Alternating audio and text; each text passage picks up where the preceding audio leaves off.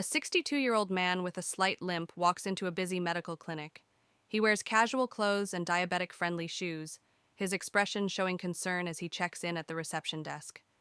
Seated on an examination table, the patient removes his shoe and sock, revealing a visible foot ulcer. His face shows mild discomfort as he waits for the doctor. A doctor in a white coat, wearing gloves, leans in to closely inspect a necrotic ulcer on the sole of the patient's foot.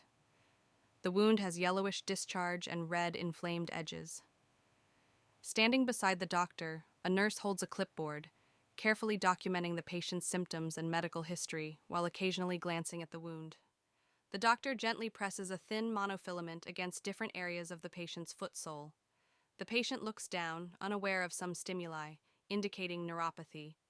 A vibrating tuning fork is placed on the patient's big toe. The doctor watches for a reaction, but the patient, unaware of the vibration, shows signs of sensory loss. The doctor palpates the dorsalis pedis artery, his brows furrowing slightly, indicating reduced blood flow in the patient's foot.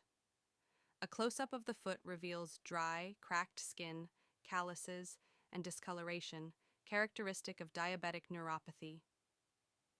A tray is meticulously arranged with sterile gloves, scalpels, forceps, antiseptics, and gauze, ready for wound debridement. Wearing a surgical mask and gloves, the doctor carefully removes necrotic tissue with a scalpel. The patient winces slightly, but remains still. A nurse carefully flushes the wound with saline, dabbing the area with gauze before preparing to apply a sterile dressing. A close-up of the foot, now covered in a neat, sterile dressing, signaling the beginning of the healing process. The nurse hands the patient a colorful brochure illustrating diabetic foot care tips, explaining each point while the patient listens attentively. A large wall poster in the clinic outlines daily foot inspections, moisturizing tips, and proper footwear selection, visually reinforcing diabetes self-care. The patient holds a pair of diabetic-friendly shoes, examining their extra depth and soft insoles as the doctor explains their benefits. Seated at home, the patient uses a handheld mirror to inspect the soles of his feet, following the doctor's advice for daily checks. Sitting at his desk, the doctor writes a prescription for antibiotics and pain medication, then hands it to the patient with clear instructions.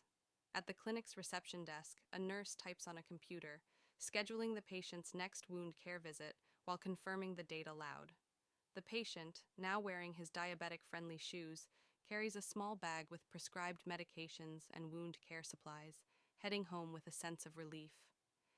Sitting comfortably in a living room chair, the patient rests his foot on a small stool while a family member carefully applies a clean bandage, ensuring proper care.